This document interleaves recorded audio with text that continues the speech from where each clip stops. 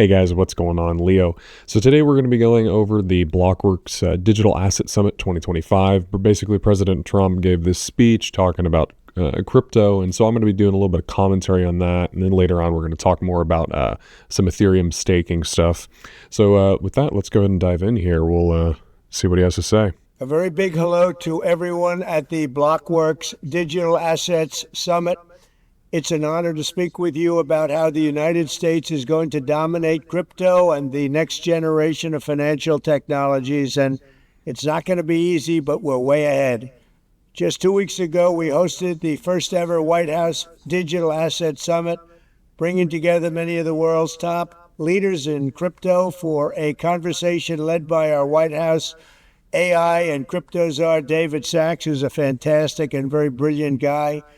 That same week, I signed an order creating the brand new strategic Bitcoin reserve and a U.S. digital asset stockpile, which will allow the federal government to maximize the value of its holdings instead of foolishly selling them for a fraction of their long-term value, which is exactly what Biden did. He got a fraction of their value. We're ending the last administration's regulatory war on crypto and Bitcoin, and that includes stopping the lawless Operation Choke Point 2.0. Operation Choke Point went beyond regulation, and I mean far beyond. It was a form of lawfare through government weaponization. Frankly, it was a disgrace. But as of January 20th, 2025, all of that is over. So far, pretty much my take here is that he's kind of just reiterating what they've accomplished so far. He's kind of just reiterating that, we are serious about spreading cryptocurrency innovation throughout America. And a lot of people have kind of been pushing back, it's just another nothing burger, blah, blah, blah.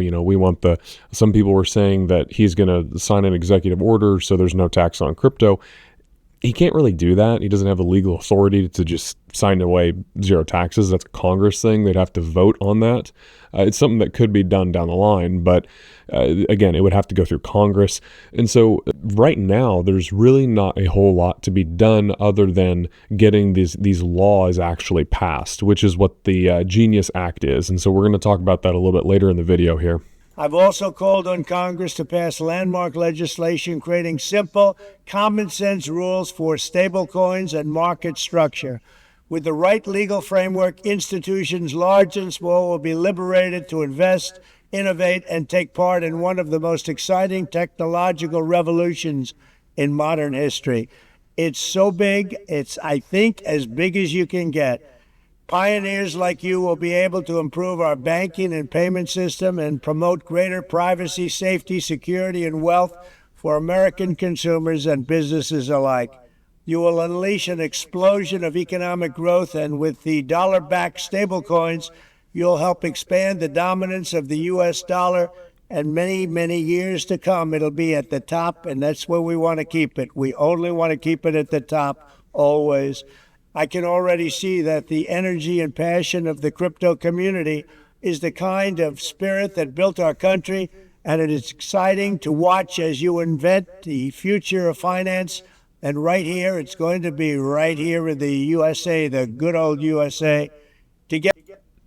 So he's basically, he's talking about getting the legislation in and having the institutions come in. So what's he talking about there? Well, he's talking about the Genius Act. So the current status is that it's cleared the Senate Banking Committee. So that was on March 13th. Now, the next step is that they're going to do a full Senate vote. And that could be as early as next week, depending on whether they do filibusters or all these procedural delays that typically happen with Congress. So sometime between early next week and first week or two in April, we should have a vote on the Genius stablecoin bill. Now, once it gets passed through the Senate, then it's got to go to the House for their review, and then they'll do their vote. So probably sometime between June and July is whenever I'm thinking that we actually get the Genius Act passed and into law. So what does it mean for stablecoins? Because the one thing that if you'll notice with the president is that he's very consistent. He doesn't talk about Bitcoin and everything as much. He says, we're going to make crypto the capital of the world, but he really likes stable coins. It's what he's told the crypto czar and the Treasury Secretary that they really want to push. They're pushing the Stablecoin Act, and that's because in order for crypto to be mass adopted, you need an app store moment. You need like a Trojan horse, get everybody using it, and you do that through stablecoins. So I expect as soon as this legislation goes through, we are going to see a massive run as far as stablecoins being issued. We're going to see Bank of America. We're going to see banks that we've never even heard talk about stablecoins coming out of the woodwork. So my speculation is that right now these banks like Bank of America and JP Morgan Chase, they're all building their stablecoin infrastructure behind the scenes while Congress is getting the legislation and all the details ironed out. And so as soon as this is cleared, I would expect sometime in the fall of this year, we see stable coins absolutely explode in the crypto space. And so everybody's, people like to talk about, what's going to be this bull cycle's narrative? Is it going to be like you go back, had the ICO boom in 2016, 2017, then you had the NFT craze and all these different things. So people are kind of looking for what's the narrative, and the narrative this time is stable coins. Because if you think about it, the quickest way to onboard a lot of people into crypto is to remove as much friction as possible. So like right now, in order to buy crypto, you've got to take your dollars, you got to sign up for an exchange, you got to send your dollars to the exchange, then you can buy them. But if it's in a stable coin, the friction to enter the DeFi ecosystems it's so much less, there's so much less friction. And that's a really big deal with businesses. Like if you think about Amazon, they've got the one-click buy button. You think of stablecoins as being the one-click swap button. Essentially, it's just much, much easier if you've got all these millions and millions of people using stablecoins. They can now very easily interact in DeFi. They can buy cryptos. It opens the absolute floodgates like we've never seen, even more so than the ETFs. But the ETFs are also a big deal. So if we come in here and take a look, we have another filing here. Bitwise files to add staking to its Ethereum ETF. Now, I'm honestly surprised that we haven't seen BlackRock come out and allow staking. And my speculation is that they are waiting for the Pectra upgrade for Ethereum before they actually implement and approve this, because otherwise what are they waiting for, right? But the Pectra upgrade will allow you to stake all the way up to 2048 Ethereum per node, whereas right now you have to stake 32, and then you open up another a node, and then you do another 32, and et cetera, or validator rather, not node.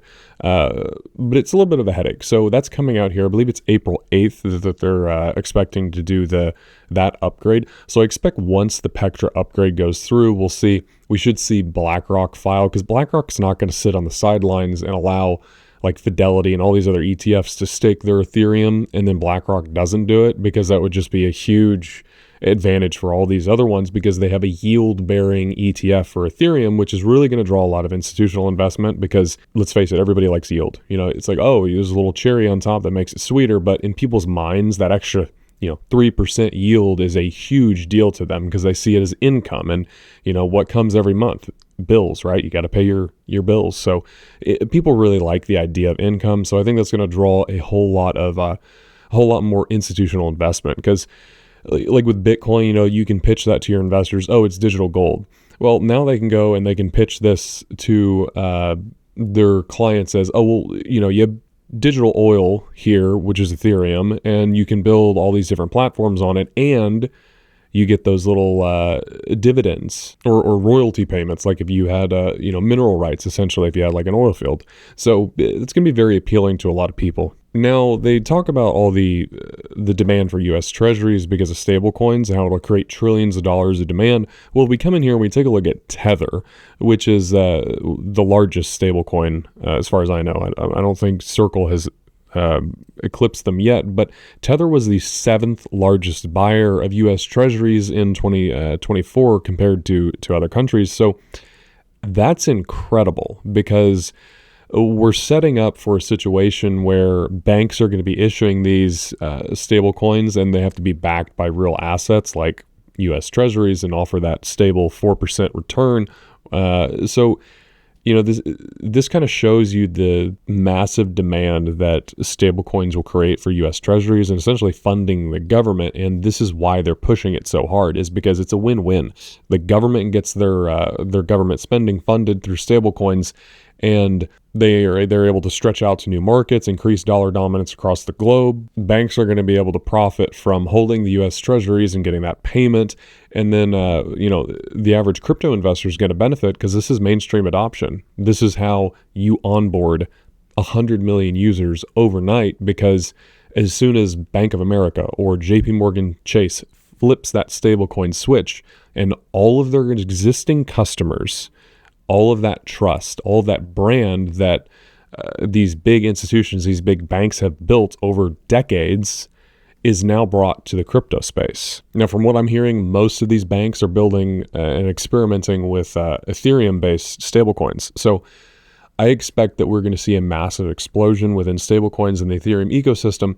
And I'm not saying that other chains will not benefit. Obviously, they will. You can get a little bit of a market share here and there type of thing, but most stablecoins are built on Ethereum. That's just fact. The second most would be Tron, and then third would be Solana. But Solana's, their market share is like very small relative to Tron and Ethereum. And kind of going back to what I was saying about the frictionlessness of having like kind of the one-click buy button, you're going to get that with having all these banks building on top of Ethereum, because like I've said before, they will build their own apps, they will build their own ecosystems out on their own layer 2s on top of Ethereum, and it's going to be very easy for them to do business one another if they are all on one blockchain like Ethereum, as opposed to having to build bridges and different things to go over to other blockchains and jump around the map. It's good. So there's a whole lot of benefit in having it built on one ecosystem as opposed to having this